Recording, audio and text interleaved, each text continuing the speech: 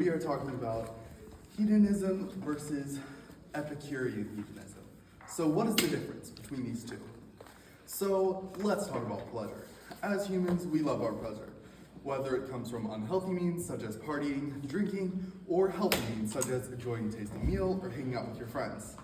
However, what happens when you take all of this too far? What happens when you prioritize your own pleasure over everything?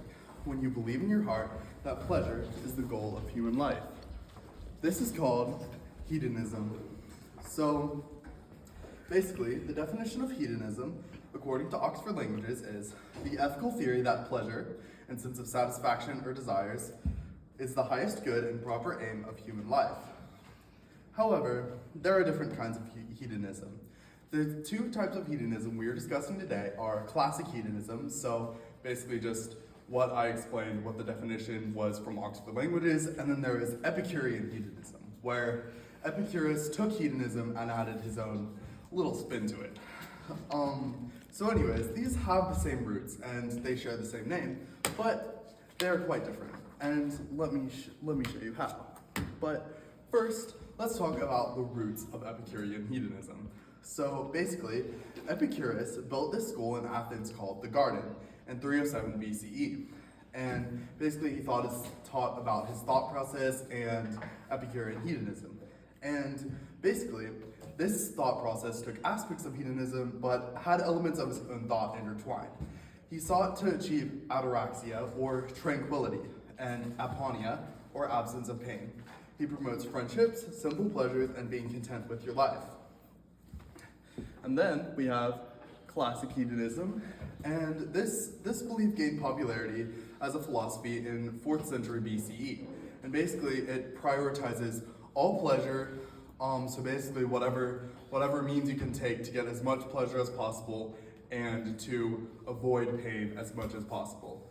So basically, it is kind of easy to get these two confused. However, there is distinct differences between the two philosophies. So, as you can see, classic hedonism prioritizes vast, luxurious pleasures, the bigger the better. So just, anything you can do to achieve these pleasures. While Epicurean hedonism prioritizes simple pleasures, such as, friendship and, just enjoying good times, stuff like that. And basically, classic hedonism views all pleasures the same. But then Epicurean hedonism emphasizes the importance of intellectual pleasures over physical pleasures. So basically it talks about achieving like a good physical well-being, a good mental well-being, and just chasing these intellectual pleasures is better than just, just drinking and partying and all of that kind of stuff.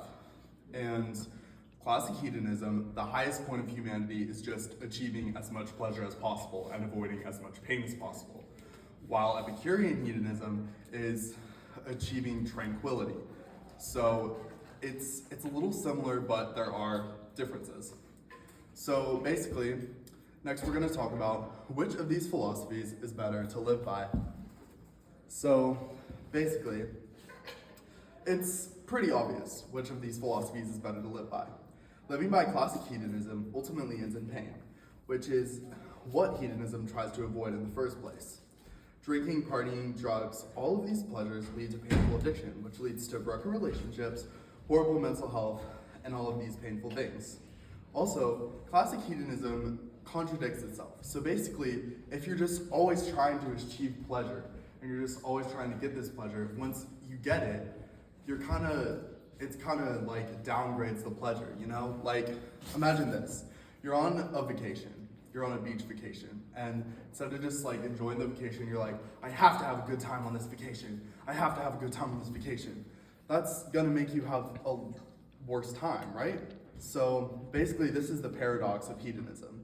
And Epicurean hedonism chooses tranquility instead of pleasure. So it's, different, and it prioritizes things like chasing ultimate physical and mental well-being. And so therefore, you can see that Epicurean hedonism is better to live by than classic hedonism.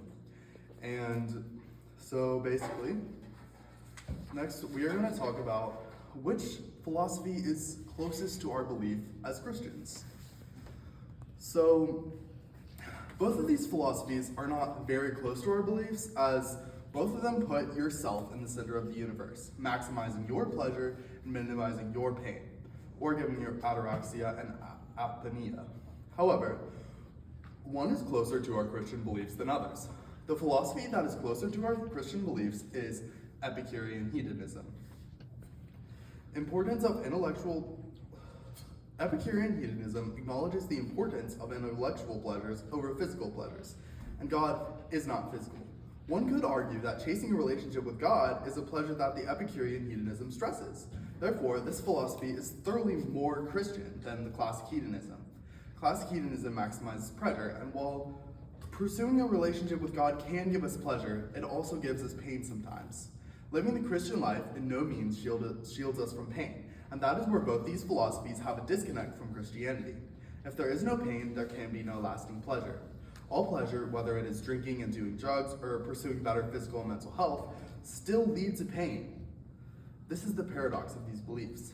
So neither of these philosophies have core similarities to our Christian beliefs. However, Epicurean hedonism is closer to our Christian beliefs than classic hedonism. The Christian life leads to pain sometimes, so neither of these philosophies are one that humans should live by.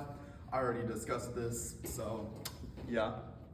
In conclusion, although these philosophers have the same roots and the same name, they are not the same. Classic hedonism prioritizes any type of pleasure and ignoring pain altogether, while Epicurean hedonism values simple pleasures, friendships, and mental health. Epicurean hedonism is obviously better for the human psyche and follows our beliefs as Christians more than classic hedonism. While we should not live by these philosophies, if we had to, Epicurean hedonism would be the better one to live by. Epicurus sure did add a lot of his own thoughts to this type of hedonism to see how far it varies from the classic. So basically, who does this matter to, you may ask? Well, this matters to Christians. We need to realize that even though the human body does chase worldly pleasures, that all of them are only temporary happiness, and lots of them lead to pain. We need to chase not worldly pleasures, but true joy in our Christ Jesus. Thank you for your time.